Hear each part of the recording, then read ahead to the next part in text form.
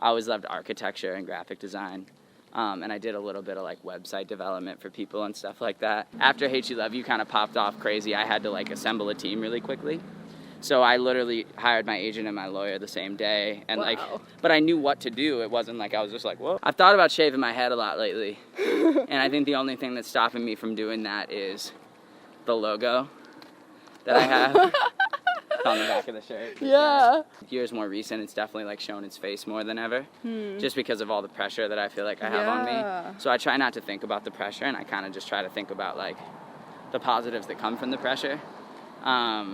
And I try to put myself a couple months down the line. So like if I'm ever stressed about anything, I always just try and put myself in the future and say like, wow, like everything worked out fine. Like I'm so glad it did. I'm so glad I made the right decision. I would say just like getting over the idea of pressure was a lot for me out the gate. Just like, oh man, like I have all this pressure on me. I always get overwhelmed by that.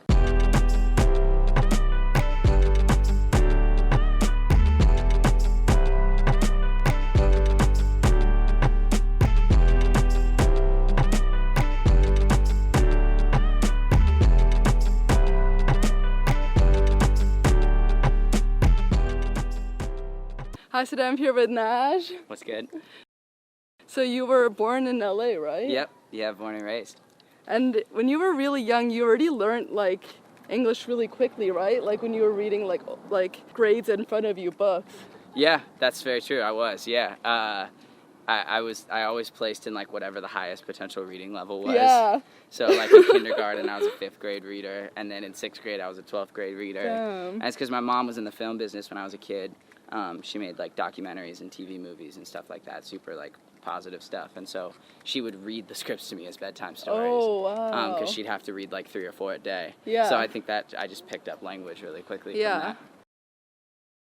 And you were obsessed with like just writing from the onset, right? Yeah, I've always been a bit of a writer. I'm like creative writing more so just in high school and stuff. I'd always begrudge it like any kid normally would for essays and stuff like that. But then like when it came down to it, night before, I would write these really great essays, and my mom would just be like, these are really great, and she would edit them. She was really good at editing and stuff like that too. So that was helpful in my development for it. And my dad's also a public speaker for his profession, so I think it kind of just was super comfortable for me to project and kind of present things. The teachers also like catch on from it at a young age that you were like more excelled than like other kids with like English literature. I guess so. Yeah, I guess so. I don't know. I always kind of like, school for me was always kind of weird because I was always wanting to do creative stuff. And I was always kind of like, why did Einstein have to go to school? Like, and my parents were like, well, honey, like that's like, he's like a legitimate genius. You just like think you are.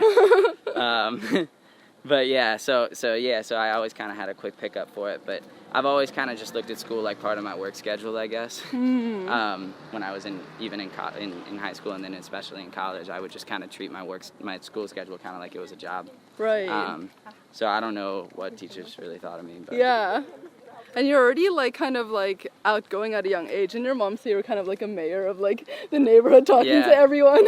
Yeah. We moved into the house that my family lived in, and when I was 5, and I immediately was like the mayor of the block, and I would go and like say hi to people when they moved in, and we had like a 4th of July block party, and I like would MC it. Oh my god. Yeah, but it's always been like that. Like when I was a really little dude, there's pictures of me at my grandparents' 50th wedding anniversary, and I was doing, I was in a little man tux, and I had a mic, and I like prepared songs to perform and dance routines with my uncle and all that different stuff. So I've always been one for the show. Yeah. Even though it wasn't always necessarily like singing, and I think that's how I graduated to the DJ stuff, and then.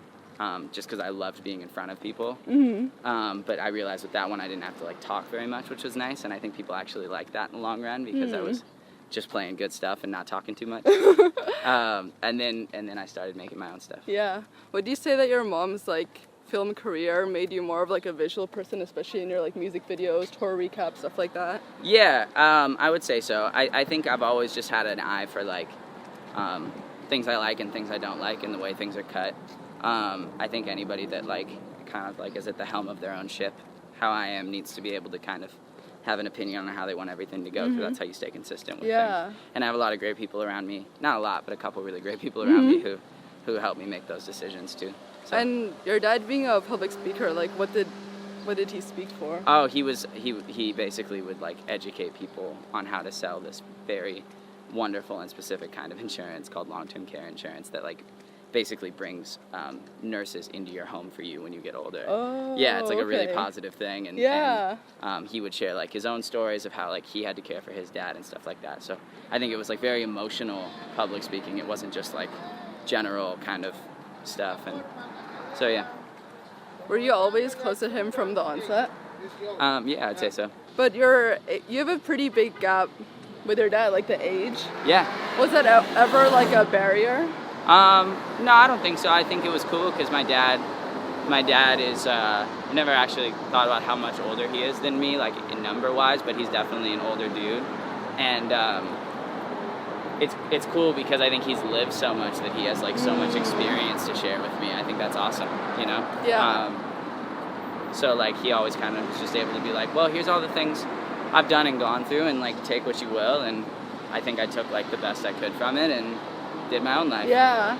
He had kind of like an unstable like upbringing, right? Like his family situation. Yeah, my dad didn't grow up in the most positive of situations, but I think that's kind of the beauty of generations is that you can shift that if you so choose to. Yeah. So like with my family eventually, I want to be, you know, my dad was wonderful and I just want to be even more wonderful. Yeah, I love that. Yeah. And he always, like, from the onset told you about, like, talking about your feelings. Was that something that clicked to you super early on? Yeah, I think, like, we always had a super open, communicative household.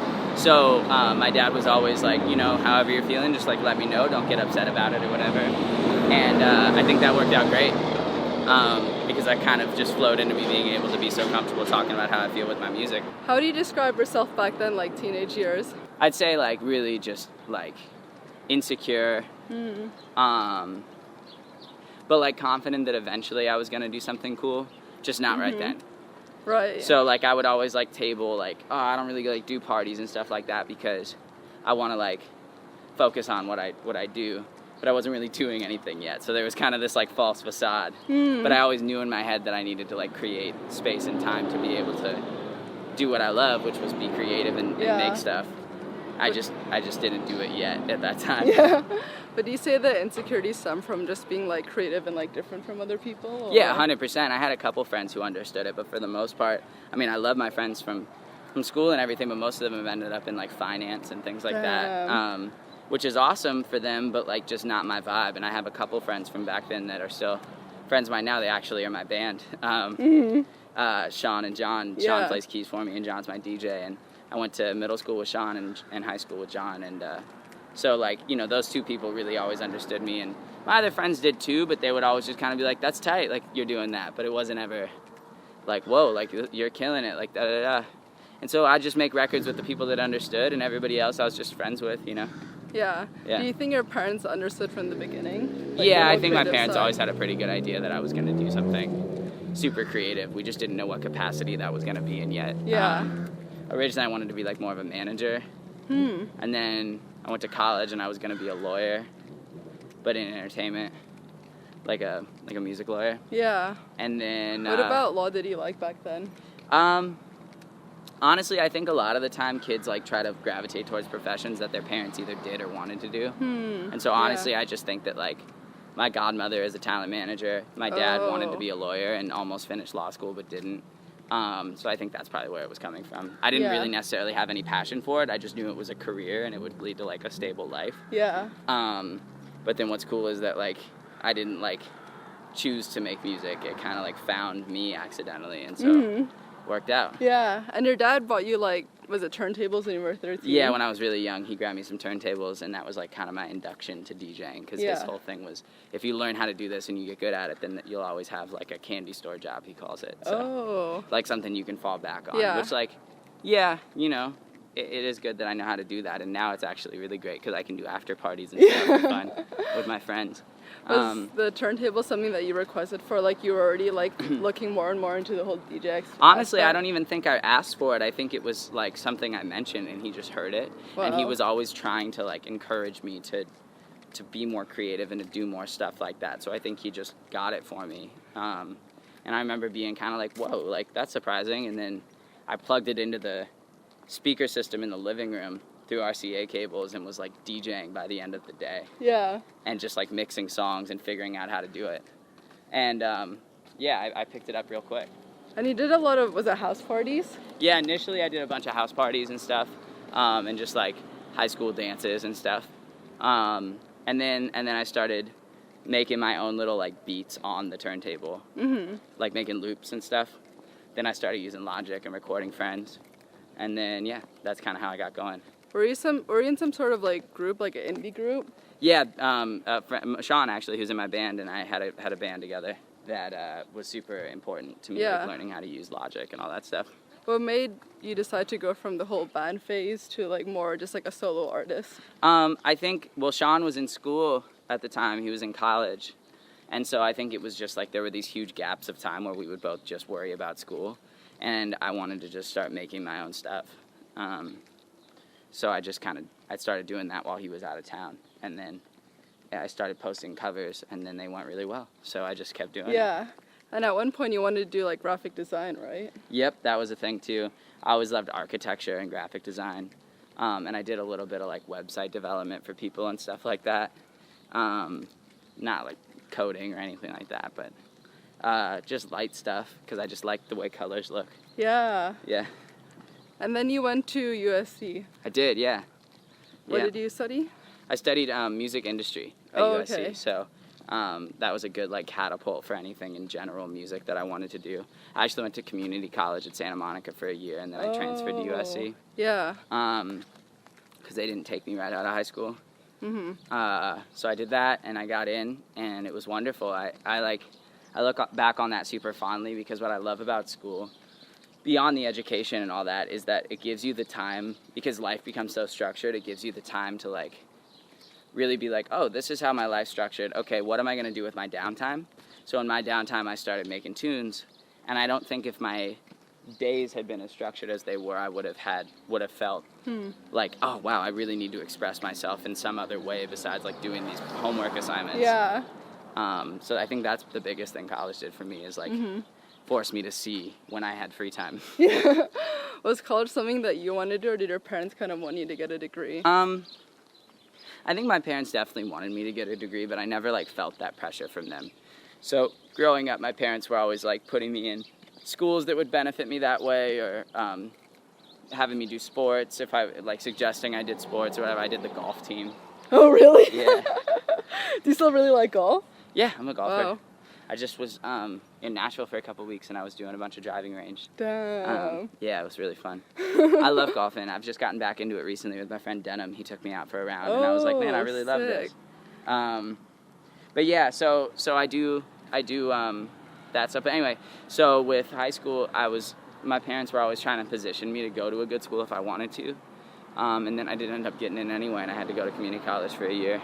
But I got a 4.0 at SMC, and then I transferred, so they kind of forget about your GPA and stuff when you reapply from a community college. So, do you think your degree was super beneficial, like looking back on where you're now? I would say so. I think that it definitely gave me the like early understanding of the way contracts work, and that's true. Like manager-client relationships, and like how to develop a team. Because like after Hate You Love You kind of popped off crazy, I had to like assemble a team really quickly. So I literally hired my agent and my lawyer the same day, and but I knew what to do. It wasn't like I was just like, whoa, like I don't know what to do. So I would say college did that for me, and then also I just refer to things like deal points and the way things go, and it gives me a good understanding, like when I was doing a record deal, when I was signing a co-thing with my label in Atlantic, to understand how things are supposed to go in that regard. And yeah, so I think it did a bunch of great stuff for me. Yeah. It also just taught me how to like socialize better. I didn't like go to parties or anything like that, but I had to like pretend I did. Because USC is such a social school. Right, yeah, it's like a huge, it's a Greek life right there. Yeah, so like I had to like I felt the need to like establish some kind of like social group, and those people are actually still my really good friends, and I talk to them from time to time, and it's awesome. The breakup that you had, kind of you channeled a lot of like creativity from it. Was that something that like just clicked to you, like, okay, I'm just gonna share all of this that I'm going through? Yeah, I think it just felt like something that needed to happen. It was cathartic. All my friends were tired of hearing about it. Nobody was telling me anything different from one to another except, like, you'll get over it, like, give it time. And I was like, well, I want to make something that people can refer to feel better about whatever they're going through if they ever go through something like this. So that's what I had the idea to do the 3 EPs from. Yeah. And it was super awesome, but it was also kind of like, by the last one, I started to be like, man, like, I moved on, I guess, quicker than I thought I would because of all the stuff I was making and all the support I was getting from people online. So it was kind of this interesting thing. By the time Hate You Love You popped out, I was kind of like, I don't know if I really even like want people to think I'm so sad, because I'm not necessarily a super sad dude. Do you ever think that because you put out those songs so early on that every time you would have to perform it now, you like remember those memories? Is it ever difficult for you? You know what it is I think after a certain point, songs, the day I put a song out, it's not my song anymore. It's whoever's song it is that listens to it and identifies with it. It becomes their song. And I've just been the catalyst for like creating that thing. Because at the end of the day, all I want to do is like let people know they're not alone in whatever they're feeling and help people feel better. And if people listen to my things and they feel better because of it, then that's all I want. So I don't really like delve too much emotion into them anymore, because I know when people come to shows or I have to talk about the songs or whatever, it means something to people that love those songs to hear how I come from on it. So, like, you know, I have this very, like, biographical way of discussing it because I've kind of removed my own personal emotion from it, because I want other people to be able to apply their emotion to it. Yeah. And not really, like, apply how I feel to things. I want them to say, like, oh, like, that's what this is all about. Like, this is the new stuff, and it's like, this is how I feel. How do you feel? You know? Because I feel like people don't ask that enough. Yeah. So, yeah. And with that, like, the Nash branding, I feel like is, like, super strong. Was that something that clicked to you from the onset when you first started putting out, like having even like the font? I feel like there's a Nash font, there's a Nash color. There is, it's like yeah. It's super cohesive, like from the onset. Thanks. So basically, I grew up underneath g-eazy's world. Yeah. And I'm a big g-eazy fan, and he's like kind of like always been a big brother to me, and his managers are really great to me, and I DJ'd a bunch of one of his managers' parties coming up, Jamil, and so I think I always really respected how, like, locked to brand he is at any stage he's at. And so I think that when I was like, oh, I'm going to start making tunes, it was just kind of a given that I needed to be really locked to a brand. And so, there was no other option to me. I wasn't going to be sporadic, or, like, the art couldn't look different from one to the next. Yeah. Or, you know what I mean? Like, it has to be this way. And I'm also very controlling and specific about things like that. So basically I met my friend Max, who's here with me today, and Max Engels, and he kind of helped me like coordinate that, and he keeps my creative brain organized. And he makes all the art, and like we both take disposable pictures, and then I send mine to him and he has his. So like from super lit to all of them, like we find a disposable, he puts the font in it, and that's it. Yeah. Did you have some like influences for your branding earlier on, like even colors or certain artists or the font? My favorite album cover ever is definitely the Prince Purple Rain one with the photo in the middle and the flowers down the side. Mm-hmm. And I think also like I just draw inspiration from the things and the feelings the songs are about. So like Disposable is a song about a day that I went and did this thing, and so the picture of the art is from that day, but the font's the same, and you know what I mean? Like it's all, I kind of just try and like cue in on that because you only really have a couple opportunities to present an emotion with the song to people before they apply their own, and before I allow them to do that. Yeah. And I think art and then the song and the lyrics and how it's produced, I guess, are kind of like the three ways that you can do that. So the art is super important to me, so I always try and like hone the colors in or make the vibe feel right or whatever. Yeah. Yeah. Do you ever feel like there are disadvantages to such a strong branding? Like what if you want to deviate in the future? I've thought about shaving my head a lot lately. And I think the only thing that's stopping me from doing that is the logo that I have on the back of the shirt. Yeah. That's so funny. So like, so that's like the only time I've ever felt that way. Otherwise, I'm just thankful for it because like, it's really easy for people to understand. Like, I don't like to have a confusing brand because like, I want people to get past that really quickly and be like, cool, but what's the music sound like? Versus getting lost in like my Instagram, you know what I mean? So like I just kind of make it very straightforward, everything's consistent, and then people can enjoy the tunes and apply their own meaning to them and feel better. And for like Home, I really love how you did like the whole like handwritten letter, just, I don't know, just super raw, and I love it so much. Thank you, yeah. So that was, we did that for a bit, and yeah, I just try and be as honest as possible. Well, I'm always super honest, I'm always 100% honest, but like honest as possible, transparent with people that I don't necessarily see every day. So like people that follow me online or whatever, I do my best to keep them updated with everything, but sometimes I do letters like that because I feel like I haven't been doing enough of that. So you're able to do that, and it's like a bunch of tweets, you know, because you only have 140 characters to kind of communicate how you feel. So. And about that whole song, like when your dad approached you about the Home, what kind of like went on in your head? I was just, I had never had like a sense of instability really, or like anything. There was always somewhere where I could go and lay my head at night and feel comfortable. So when that started to be a thing, I was like, man, like I really need to get going. I need to like start doing my own stuff. I need to start making my own tunes. I need to start being my own dude.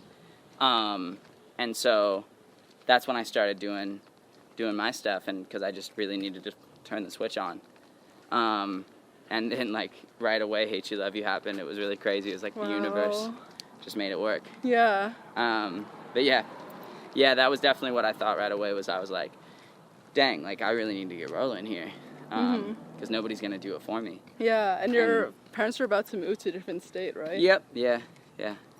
Isn't that crazy? Yeah. But you know, and we may still move or whatever. Like things change and whatever, but we're super happy and calm, and what I'm thankful for is we don't have to make any decisions in a rushed manner. We can do them because we want to and because they make us happy, and not because we feel like we have to financially. Yeah. So that's wonderful, and I'm thankful for everybody that listens to the stuff for that. And from the onset, kind of your family like helped you with a lot of your stuff, like your mom was shipping, your sister with like social media and stuff. Yeah. What clicked in your head to that you wanted to involve them so much in your life with music? Well, like my whole thing always is like the more people I work with that I love, the more people feel like fulfilled by the end goal. So like involving them was just kind of like, yo, if we really like do this together, we can really like make something cool happen. And then, you know, as I've gone on, I've developed a team, but now even Roosevelt, my girlfriend, is my manager. Yeah. So, you know, I always try and like keep it tight knit and make people feel valued and appreciated the best I can. And yeah, and just like make everybody I love a part of what I love. Yeah. Yeah. Is there ever like a struggle of like doing, I guess, business with people so close to your heart, like with like miscommunication? Yeah, or, like, 100%. It's tough sometimes, but I think that all just comes down to communication, which is exactly what you said. It's like, you know, miscommunication can only be resolved by communication. So it's just about talking and kind of explaining where you're coming from and just doing your best to keep it cool. And when did it click to you to start your own like record label? Actually, that comes back to G2. So g-eazy, when I was first making beats and stuff, he actually heard that I was doing it through a really funny way. I made a song with a girl named Quinn, who's extremely talented, and she had that bounce and happened to be in the studio with him the next day and played him the song. And he was like, man, I love this song. I really want to be a part of this song. And she was like, cool, like for show. And then saw him the next day and he's like, yo, who made this? And she was like, this dude, G-Nash. And and he was like, Nash, like my little homie Nash, like tripped out according to Quinn. And and so he called me and was like, yo, like that shit is incredible. And he never called me on the phone, so I felt like super honored because because he's like, I always have respected him so much. And so basically I started playing him stuff. I went over to his house and was like, these are some of the things I'm making, because I had no idea what I was doing. I was just playing chords and I had all these feelings. And he was like, man, these chords are so happy sad. So when it was time to like make a label, I saw that little colon parentheses colon, and I was like, man, that really expresses how I feel. Like, so I was like, I guess that's like what the music is. So then I just called everything happy sad on the genre on SoundCloud. And then when I was starting to do label stuff, or when I was starting to submit songs, I just put that as the copyright name, because that's all I knew to put there. I was like, what am I going to put? Like Garrett Nash. Like, so I started putting that there, and then I made my label that when I did a co-venture with Atlantic, and yeah, that's just basically, I think everything's kind of on a scale of happy to sad, and you can kind of bucket all emotions into that, and that actually helps me kind of categorize how I feel on a day-to-day basis. So yeah. Would you say you've always had some form of like anxiety? Because I read from interviews or like tweets. Yeah, I would say so, but I think in years more recent, it's definitely like shown its face more than ever, just because of all the pressure that I feel like I have on me. So I try not to think about the pressure, and I kind of just try to think about like the positives that come from the pressure.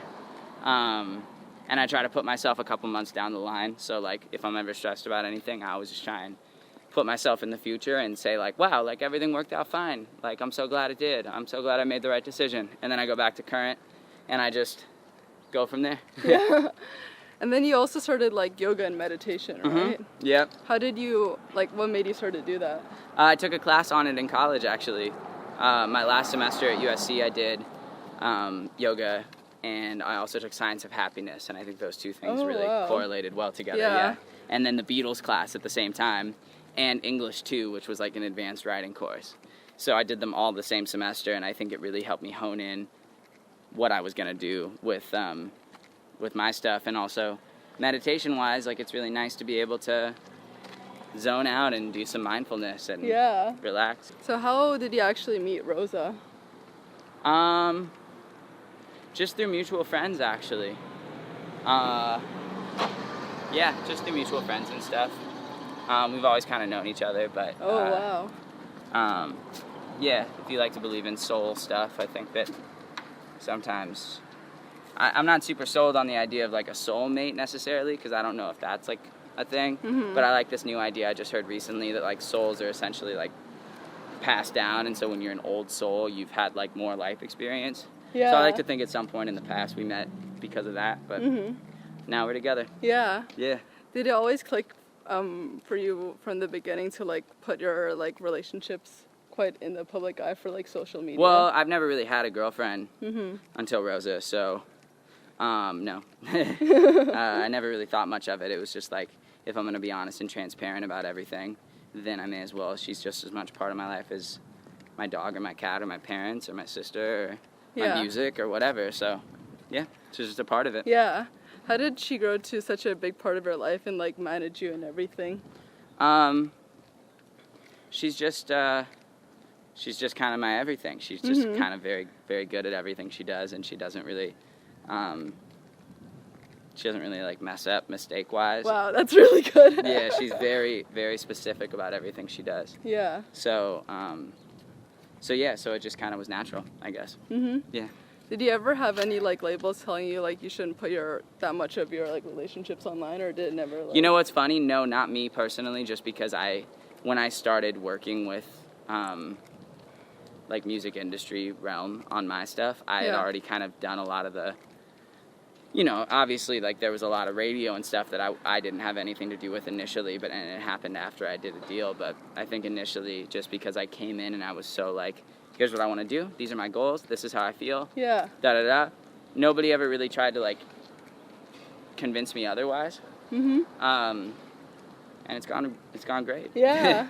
What would you say have been your biggest struggles so far? I would say just like getting over the idea of pressure was a lot for me out the gate. Just like, oh man, like I have all this pressure on me. I always get overwhelmed by that. But now I don't really get overwhelmed by that anymore, just because like pressure and all that stuff I've realized recently is kind of, there's not a lot of point to it, because like worrying and stressing and all those things, nothing's getting done, nothing's happening. You're just in a funk about it.